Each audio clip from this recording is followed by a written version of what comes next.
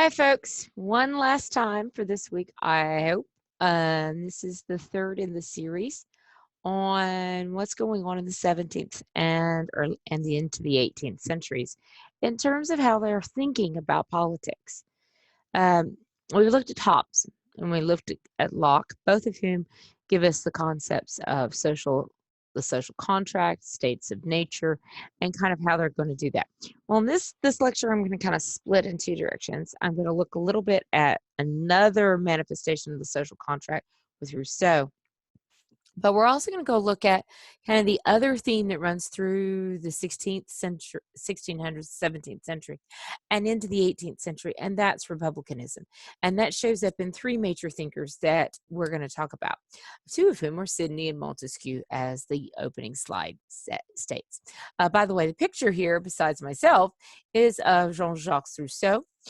In his famous fur coat and robes, because he doesn't want to do all the frills and the restrictions of society, though he doesn't always actually abide by that, as we'll see. Because there's Rousseau in rather more normal 18th century garb. Rousseau is a really interesting character because he doesn't fit his time frame in lots of ways. He is contemporaneous with most of the philosophers of the Enlightenment.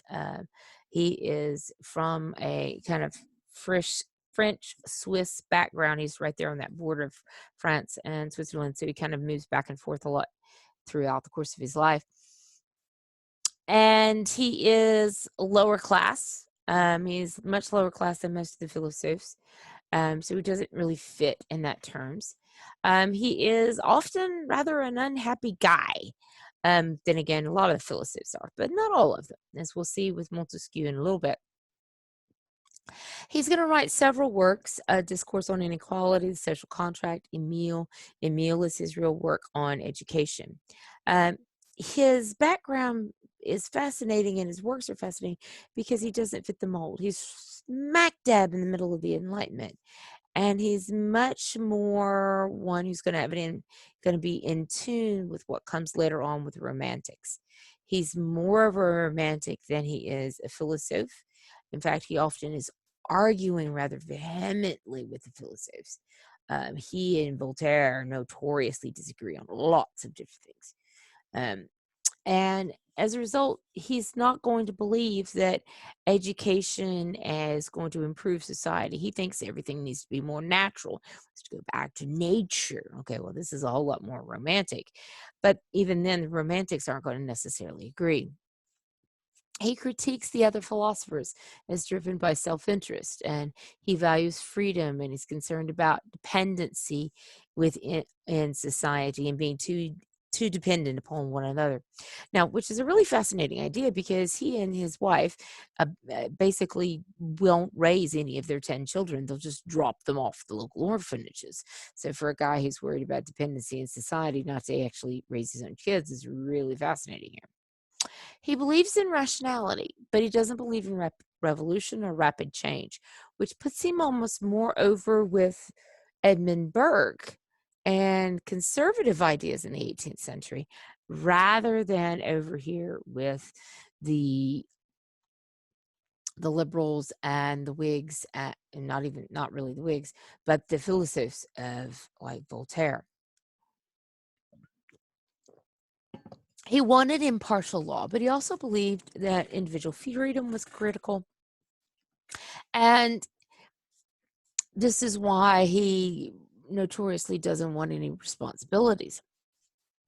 It's really fascinating and really very much involved in the idea of this business of inequality in society. He denies the concept of original sin. He is in tune with the philosophers that he's not the most religious of guys. He sees society as the originator of evils in man, and that man's nature is very much a good nature, whereas it's society that's the evil. So whereas we've got Locke, who's going to believe that man has to be educated and taught, and the good things must be taught to you, Rousseau's on the other end of things. Rousseau's going to disagree with Locke on a number of things, and that's one of them. And that is whether or not everything comes from nature or it comes from nurture. And Locke is strongly in the camp of it has to be taught to you. And Rousseau says, no, the more teaching you have, the worse it gets. He's actually going to argue that man without society isn't prideful or vainglorious. And he's not virtuous either. He's just there. He's just self-sufficient. And he's innocent.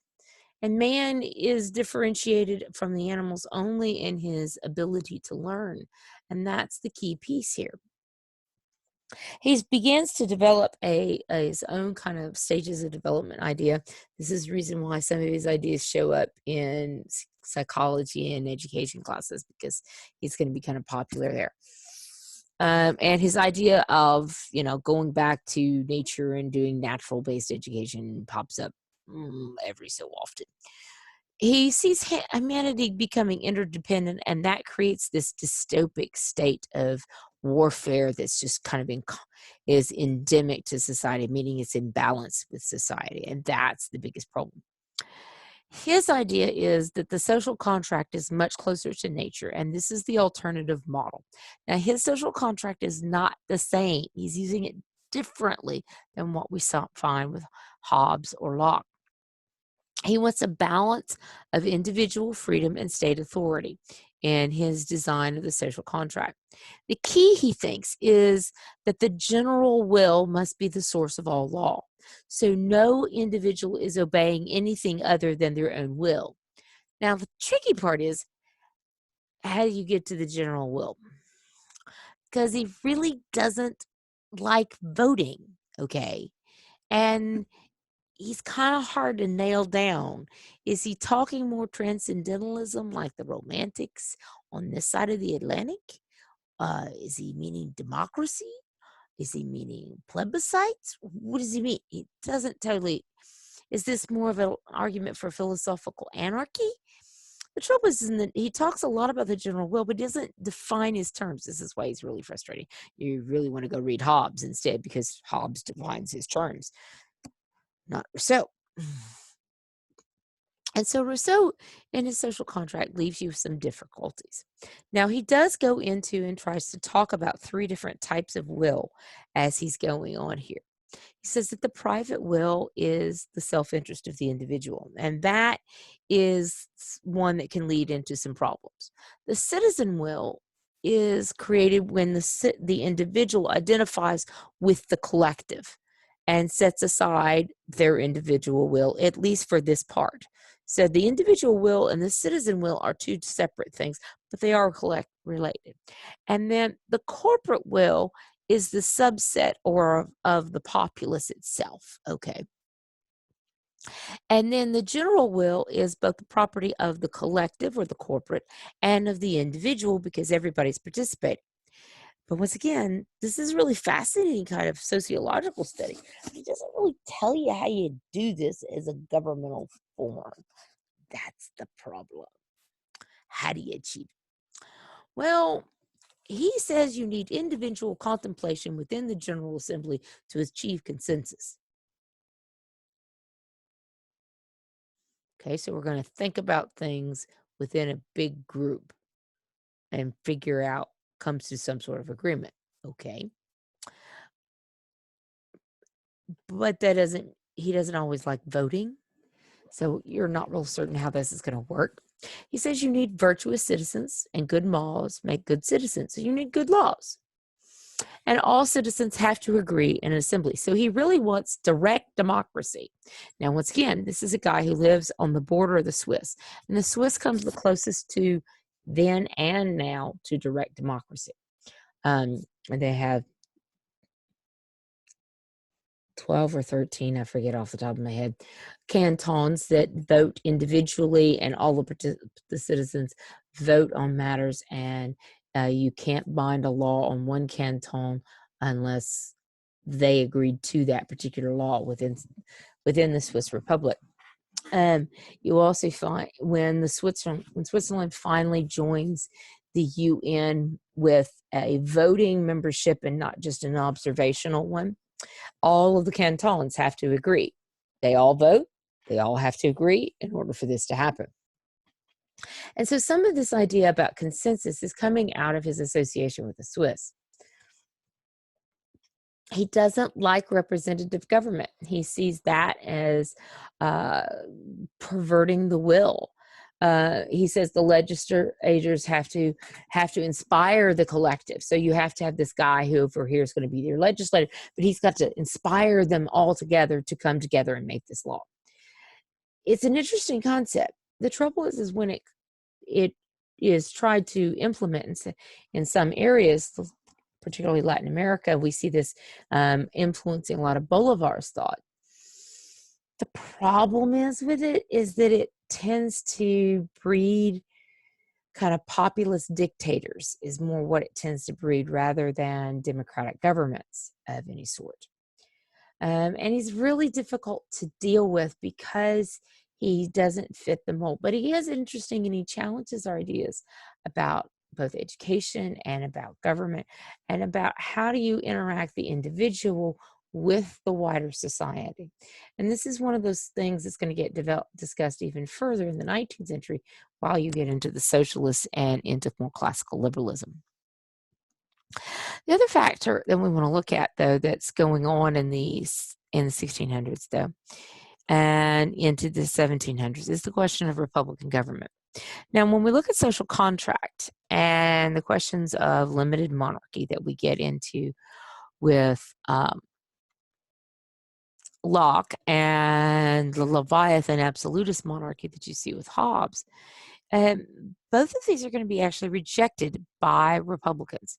Hobbes and Locke are both arguing for stability, and they do that by saying we want a limited monarchy.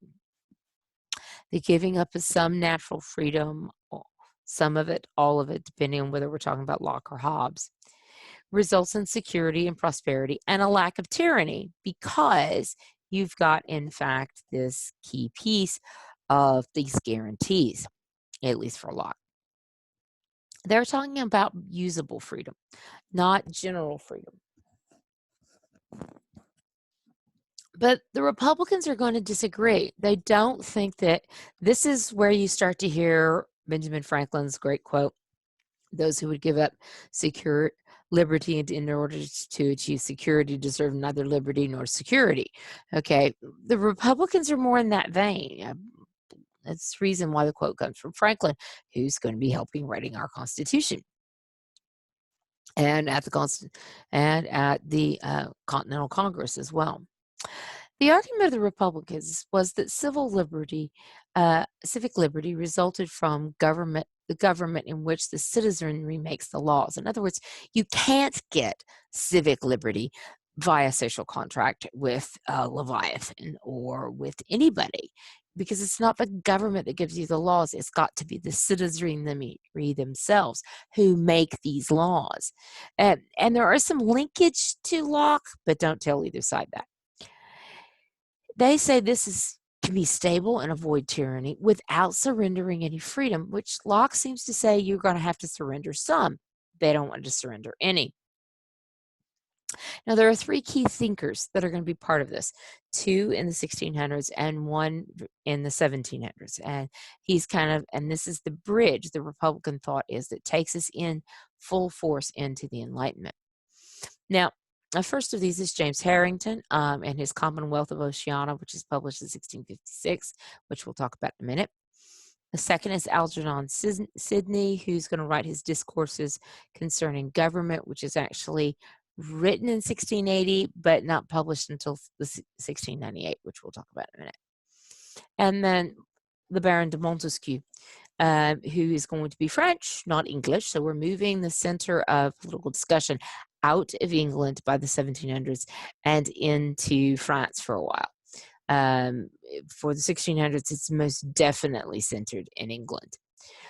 He's going to write The Spirit of the Laws, which is going to be one of the kind of keystone works of the philosophes and the political ideas that come out of the Enlightenment. Well, let's look first at James Harrington, and there is his portrait from the National Portrait Gallery in London. James Harrington was from a gentry background. He doesn't seem to have had a whole lot of career before the Civil War began. in England.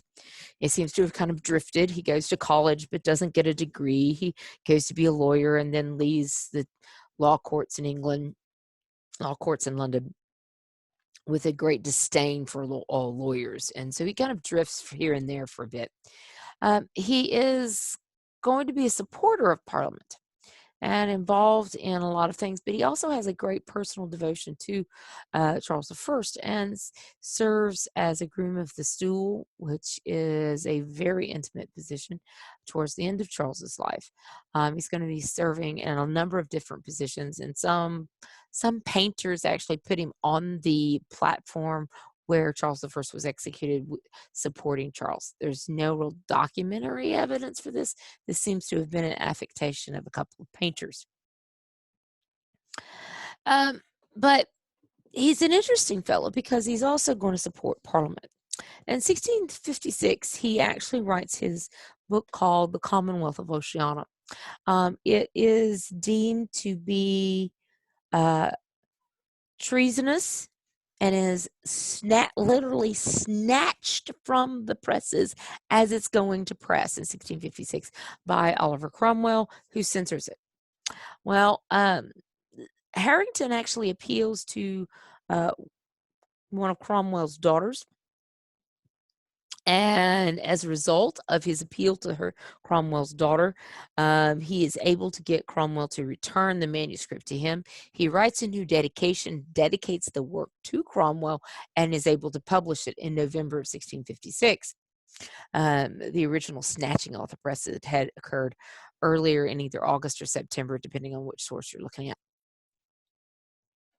So it took him a little bit, but he gets it back and he publishes it. One of our difficulties with this is that we have to rely on a couple of different editions of his publication. His modern editor is a fellow by the name of J.G. Pocock, who's also very heavily, Pocock is a very respected Machiavelli scholar, so he's worked on both of these guys. And but a lot of his notes and papers were lost in the 1600s, which is not all that uncommon. So what is his argument? Well, the Commonwealth of Oceania is an interesting work because it's a utopian work, but it's a utopian work from a different point of view.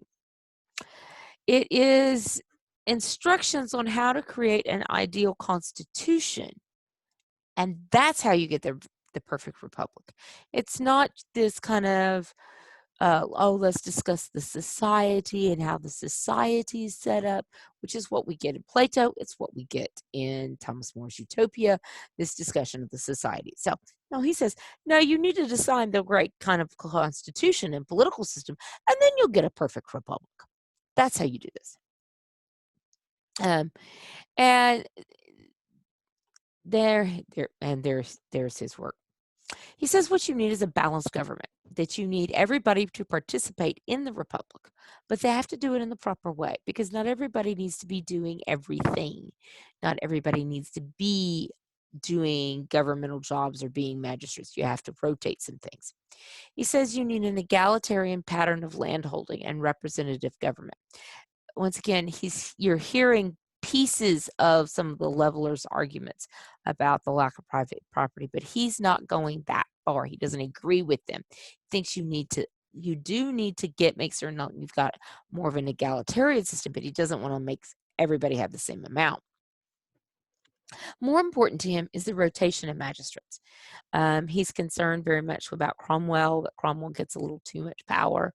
He doesn't want a single authority like Cromwell to be in permanent power, that you need a rotation of magistrates. And he talks about the structures of the Senate, and he wants a Senate instead of the House of Lords, and how you want to do this. And he thinks you need certain property requirements for being in office in government. But basically, he's got some real interesting ideas. And one of his ideas is that you need to vote by ballot, not by raising of hands or by voices. In other words, a level of secret ballot. Most of his ideas about rotating magistrates and some of these other pieces like the ballot are not implemented in his own day. But they are going to be things that later reformers actually are aware of. Sorry, the headphones are getting a little bit wearying. Um, he's followed by a rather interesting theorist, one that is well known in the American Revolution, and that's Algernon Sidney. Now, the Sidneys dated back to the Sea Dogs of Elizabeth I's day. Sir Philip Sidney's a merchant adventurer, and Sidney himself was the brother to the current Earl of Leicester in his own day. And he's going to be a Whig apologist and eventually a martyr to the Whig cause is Algernon Sidney. He's going to believe that absolute monarchy is really the great evil of all time. That's what he believes. And he's very, very concerned about that. No matter who is the absolute monarch, he's going to disapprove equally of Charles I, of in fact, Cromwell, as well as Charles II. Okay, so it doesn't really matter who's the absolute monarch.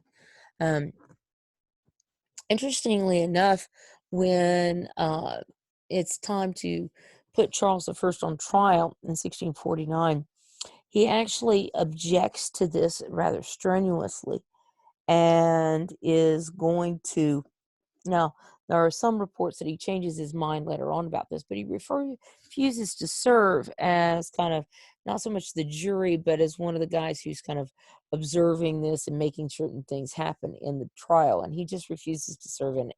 He sees this as a miscarriage of justice. Uh, he actually serves on the Council of State for the Commonwealth that follows Charles I's execution in 1652. But when Cromwell begins to take power in 1653 and dismisses Parliament, Sidney leaves the government frustrated and angry at Cromwell and sees Cromwell as just as abusive as Charles.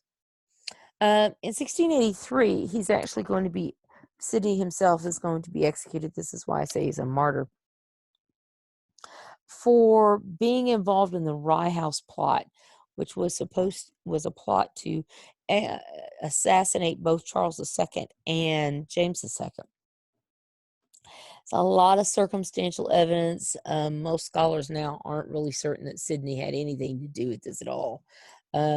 He is at his trial. Some of his work is actually produced from his papers, and that's going to be the key thing that convicts him, because he argues for the right of revolution and the right of resistance, and that's going to be considered treason enough to get him hanged.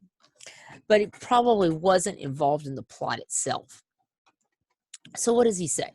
He writes this book called Discourses Concerning Government. It's written in 1680 in response to both Hobbes, but more particularly to Filmer's Patriarchia, which is republished in 1680 under Charles II. And he's going to really refute a lot of patriarchy's argument during this period. Part of what he says he's going to be talking about is where the source of governmental authority comes from and what kinds of governments are best. He says that God leaves to man the choice of forms of government, and that he who institutes may also abrogate. And abrogate means to get rid of it, to send it home. And certainly that's something he sees as a serious possibility here.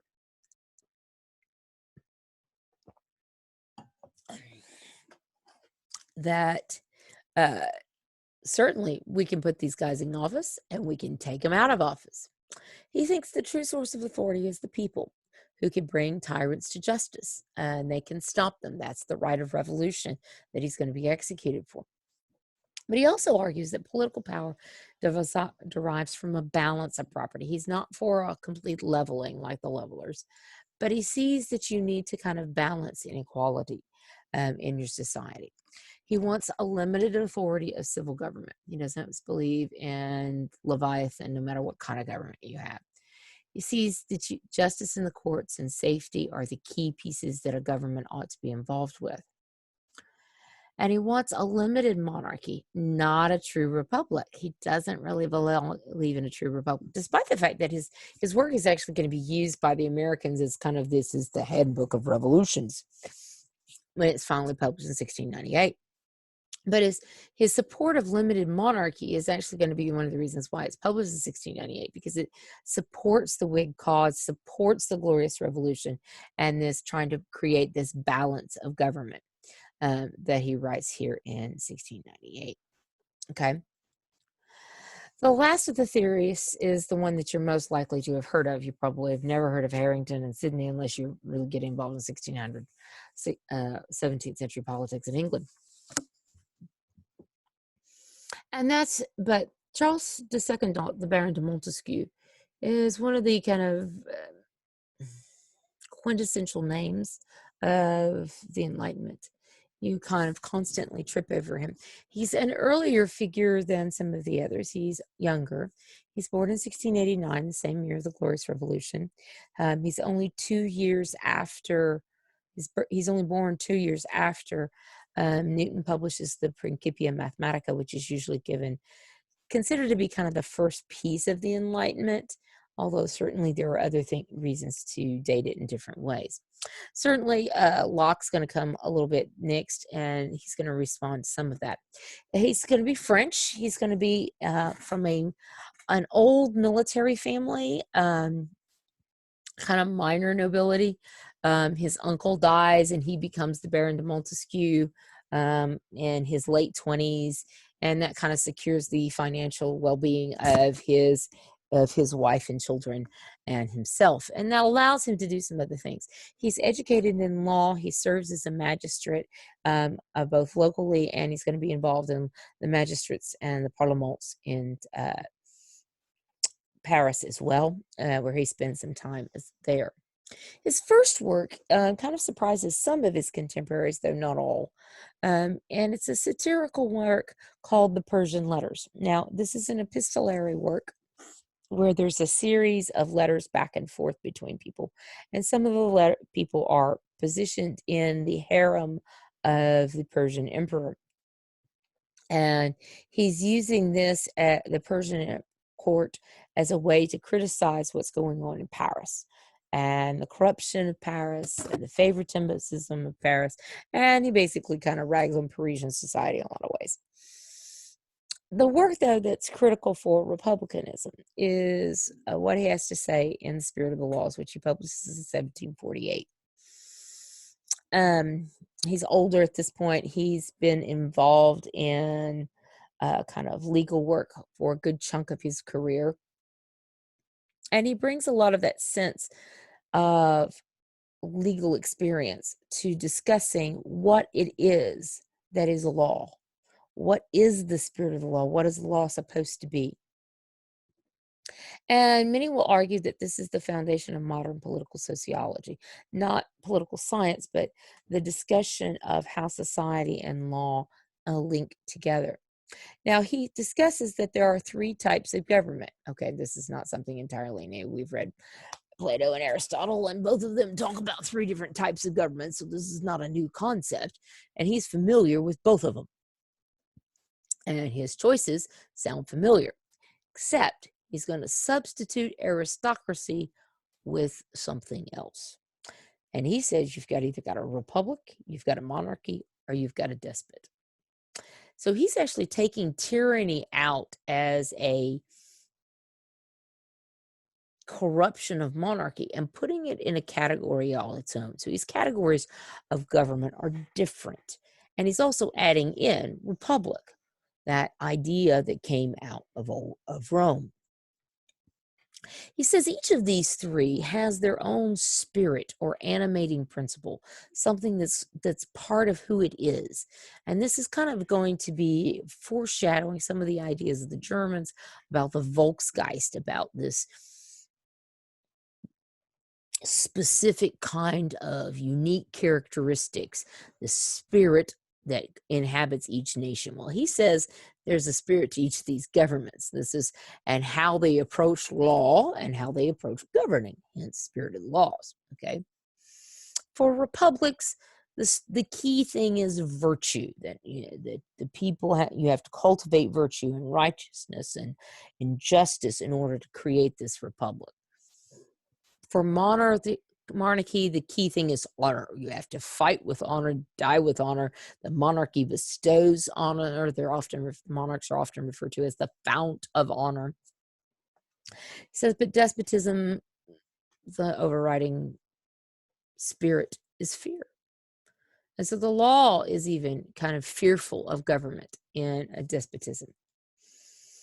And he comes up with a number of concepts as part of this. And he says the first piece is he's very concerned with republics that there is a lot of factionalism. And this kind of idea about the factionalism is something that you hear in George Washington's disdain for political parties.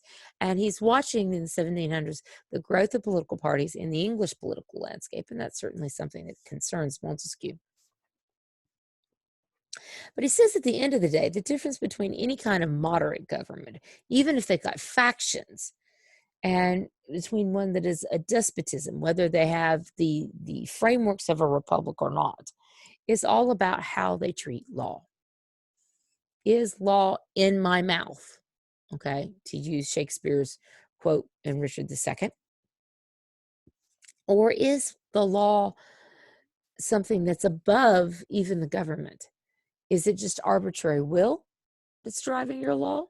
Or do you have set rules of how you behave? And one of the problems that he faces in France, writing as he does, is that France doesn't have a unified law code. France, under this, at the same time as Montesquieu is serving in the law courts, France has 237 separate law codes. It's a mess, and it makes it really difficult. You get to be very wealthy as a lawyer because you're the only people who understand what's going on. But it actually doesn't breed a situation where you're going to get virtue kind of, or even honor cultivated. Montesquieu in the Spirit of the Laws is going to articulate a number of ideas. One of the key pieces is that he's going to enunciate his ideas about the balance of powers argument. Something that's been floating around for a bit, but he's going to actually put it into some really concise language for us. Most notably, he's going to talk about how this balance of powers assists in the maintenance of law. It makes certain that no one portion of government can, in fact, overpower the others, and that lead to despotism and arbitrariness. A lot of this is very much about practical statecraft. This is a guy who was involved in the law courts. This makes him really different than a lot of the philosophers. He's not Rousseau. He's not Voltaire. Both of who are, though they're kind of on the outside looking in, he's not. Now, he's not up at the court of Louis XIV, or by this point, Louis XV and eventually Louis XVI. He's not there. But he is serving those courts, and he is serving in the law courts, and he is very much involved in things. Human values for him are evolving and created by society. He does see this as a bit arbitrary, and this is why we talk about political sociology with him. But he does see that freedom or liberty, moral freedom, is a universal good. But government was part of an integrated whole. You couldn't separate government over here and liberty over here. They were part of the same society, and they operated together. He saw lots of different factors, and there's no way to kind of condense this quote, that have an impact on a society's ideas about government and law. Climate. He talks a lot about climate. He thinks freer governments are found in colder climates, and more tyrannical governments are found in hotter climates. He's very clear on this. He thinks climate is a big deal. Religion is a big deal. He thinks Protestant governments are freer than Catholic governments. So this is one of those places where we see that concept that is going to be discussed in a number of historical circles following the Reformation, that you see kind of crystallize in Montesquieu's thinking.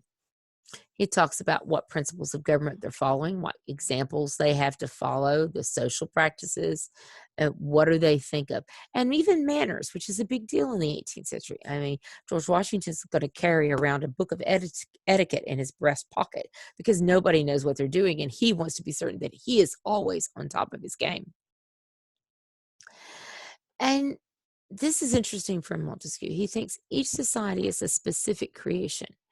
Therefore, he's not as certain as Voltaire is that general reason works. In fact, he doesn't think it does at all because there's too many variables. You can't have the same government in every place and it be equally effective.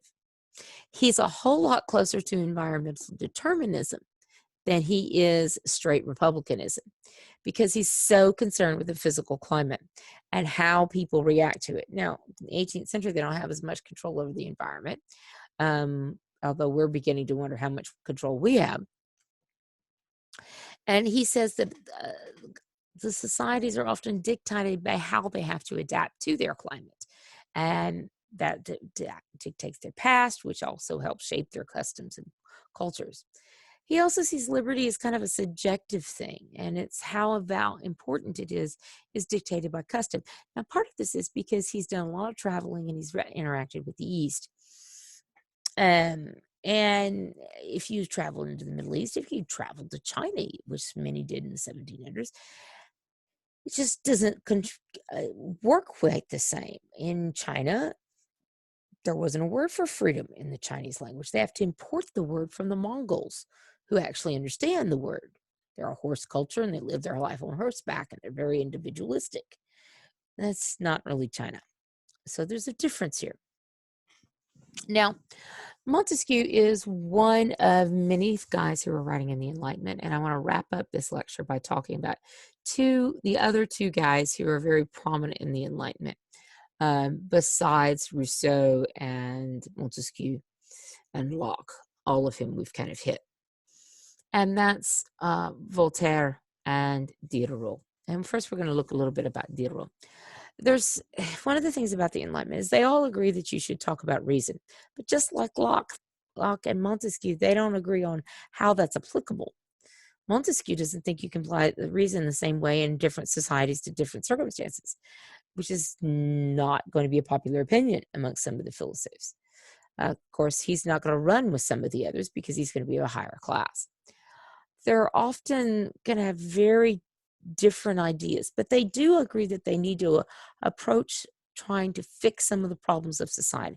Now, some of those problems of society in the 18th century are becoming more and more acute because they're having a population increase, which we'll talk about next week as we look at political economy again. Now, one of the interesting guys in all of this is Denis Diderot.